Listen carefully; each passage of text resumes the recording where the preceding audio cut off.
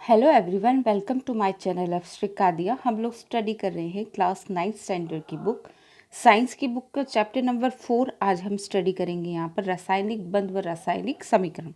Dalton द्वारा प्रतीकों का प्रयोग किया गया। तो सबसे पहले प्रतीकों का प्रयोग किसके द्वारा किया गया? डाल्टन के द्वारा। बर्जीलियस ने तत्वों के प्रतीकों की नई प्रणाली विकसित की थी। तो प्रतीकों की नई प्रणाली किसके द्वारा विकसित हुई थी?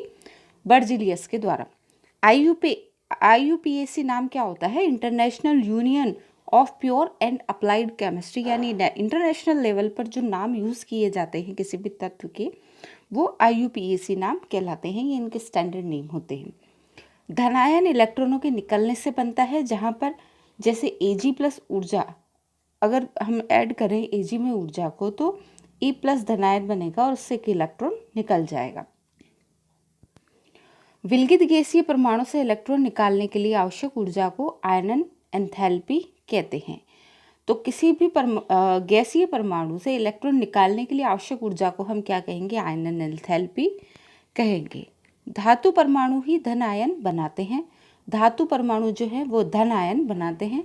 धन आयन का आकार क्या होता है? छोटा होता है। ऋणायन की अगर हम बात करें तो यहाँ पर ऋणायन जो है वो इलेक्ट्रॉन का जुड़ना या ऊर्जा का मुक्त होना कहलाता है। मुक्त ऊर्जा को इलेक्ट्रॉन लब्धि या एंथैल्पी कहते हैं। जो ऊर्जा मुक्त होती है उसे इलेक्ट्रॉन लब्धि एंथैल्पी कहते हैं। अधातु परमाणु ऋणायन बनाते हैं। अधातु परमाणु क्या बनाते हैं? अधातु परमाणु ऋणायन बनाते हैं। ऋणायन का आकार बड़ा होता है और धनायन का आकार छोटा होता है। इसके बाद हम मूलक की बात करें। आयनिक पदार्थ अम्ल, क्षार, जल में विलय होकर अभिक्रिया में एक इकाई की तरह भाग लेते हैं। इन्हें मूलक कहते हैं। सरल मूलक क्या होते हैं? Na+Mg+2 Cl-Br, ये सब सरल मूलक के उदाहरण हैं। संयुक्त मूलक जिनमें दो परमाणु काम आते, दो तत्व काम आते हैं, जैसे NO3- NH4+, तो ये सब मूलक क्या कहलाते हैं? संयुक्त मूलक कहलाते हैं। आवेश के आधार पर मूलक अगर हैं तो उसकी हम बात करें तो पहला होता है क्षारीय मूलक। Na+Mg+2 NH4+, ये सब क्या है? क्षारीय मूलक है। ये धनावेशित होते हैं तथा धातु से प्राप्त होते हैं। धात्मिक भस्मों से प्राप्त भास्मिक मूलक भी इन्हें कहते हैं। जो धात्मिक भस्मों से प्राप्त होते हैं उन्हें भास्मिक मूलक भी कहते हैं। उसके बाद आते हैं अम्लीय मूलक। अम्लीय मूलक जो है वो अधातु से प्राप्त होते हैं और ऋणायन बनाते हैं। Cl-, Br-, NO3-, ये सब अम्लीय मूलक के उदाहरण हैं। संयोजकता क्या होती है? संयोजकता अष्टक पूरा करने के लिए त्यागे या ग्रहण किए गए इलेक्ट्रॉनों की संख्या को संयोजकता कहते हैं। यानी किसी भी परमाणु में बाह्य कक्षाओं में अष्टक 8 इलेक्ट्रॉन पूरा करने के लिए या अर्ध अष्टक पूरा करने के लिए या तो वो इलेक्ट्रॉनों का त्याग करेगा या फिर इलेक्ट्रॉनों को किसी अन्य तत्व से ग्रहण करेगा। तो वो जितने इलेक्ट्रॉनों का त्याग करता है या ग्रहण करता है उसे ही उसकी क्या कहेंगे? संयोजकता कहते हैं। परिवर्तनशील संयोजकता। कॉपर में क्या है? 1 या 2 इलेक्ट्रॉन का या तो वो त्याग कर सकता है, तो इसकी संयोजकता 1 भी हो सकती है और 2 भी हो सकती है। इसी तरह टिन की 2 व 4 होती है। फास्फोरस की 2 व 5 होती है। पारे की 1 व 2 होती है। लोहे की 2 व 3 होती है। लेड की 2 व 3 होती है। ये संयोजकताएं आप याद कर लीजिए, इसमें यही इतना ही काफ़ी है। अणुसूत्र की अगर हम बात करें तो जो तत्व है वो आपस में जब संयोग करते हैं तो उनके जो संयोजकता है वो पहले की संयोजकता दूसरे पे लिख दी जाती है तथा दूसरे की संयोजकता पहले के साथ लिख दी जाती है, और इस तरीके से हम अणुसूत्र का निर्माण करते हैं, जिससे हमें ये पता चलता है कि इसमें हाइड्रोजन के मतलब इसमें किस तत्व के कितने परमाणु हैं। जैसे H2S की अगर हम बात करें तो इसमें हाइड्रोजन के 2 परमाणु हैं और सल्फर का 1। रासायनिक बंध। किसी अणु के अवयवी कणों के मध्य उपस्थित आकर्षण बल जो उन्हें एक साथ बांधे रखता है रासायनिक बंध कहलाता है। यानी 2 या 2 से अधिक परमाणुओं को बांधे रखने के लिए जो बल आवश्यक है वो ही आपका क्या है? रासायनिक बंध है।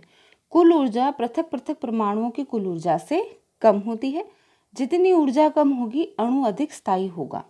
ठीक है। तो रासायनिक बंध की जो कुल ऊर्जा होती है वो अलग अलग परमाणुओं की ऊर्जा से कम होती है, और जितनी ऊर्जा इसमें कम होती है वही अणु जो है स्थायी होता है रासायनिक बंध में।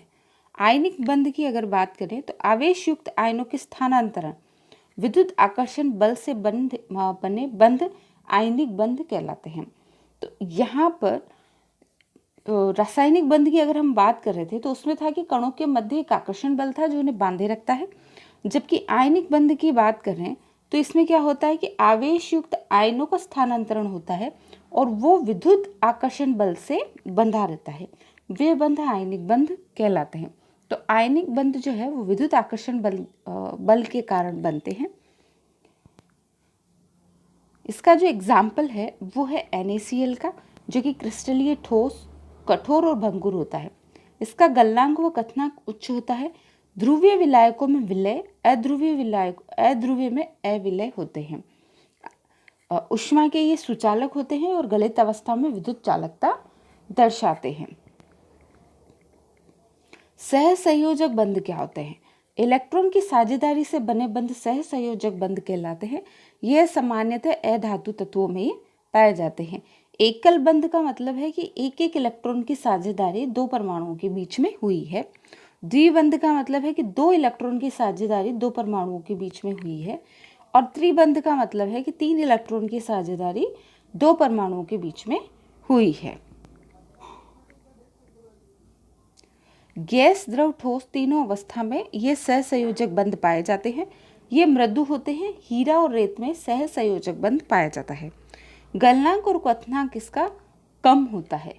सहसंयोजक बंध में गलनांक और क्वथनांक कम होता है, जबकि आयनिक बंधों का गलनांक और क्वथनांक उच्च होता है। अध्रुवीय व कार्बनिक विलायकों में विलय होते हैं। विद्युत व ताप के ये कुचालक होते हैं, जैसे ग्रेफाइट में सहसंयोजक बंध पाया जाता है। आणविक अभिक्रिया करते हैं जो मंद गति से होती है।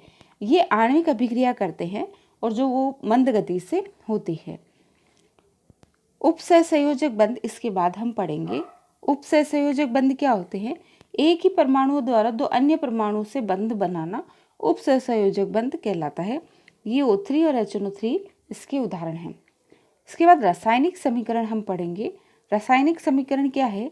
किसी भी क्रिया को एक समीकरण के रूप में लिखना रासायनिक समीकरण कहलाता है, जहाँ पर बाईं तरफ क्रिया कारक होते हैं, दाईं तरफ क्रिया फल होता है, और बीच में यहाँ पर जो भी आपकी अभिक्रिया आपने जिस तरीके से संचालित की है उसे हम यहाँ पर मेंशन कर देते हैं। तो ये आपके रासायनिक समीकरण लिखने का एक तरीका होता है। इसके कुछ दूसरे इंपॉर्टेंट फैक्ट्स हम यहाँ पर पढ़ेंगे। सोडियम का लैटिन नाम नेट्रियम है। तत्वों की आधुनिक प्रतीक प्रणाली के जो जन्मदाता है वो बर्जिलियस है। H2O में सहसंयोजक बंध पाया जाता है। ये क्वेश्चन कई बार कई तरह के एग्जाम्स में पूछा गया है। Fe लोहे का प्रतीक है। तो ये चैप्टर आपका यहाँ खत्म होता है। इसके बाद हम नेक्स्ट चैप्टर हमारा पढ़ेंगे। धन्यवाद।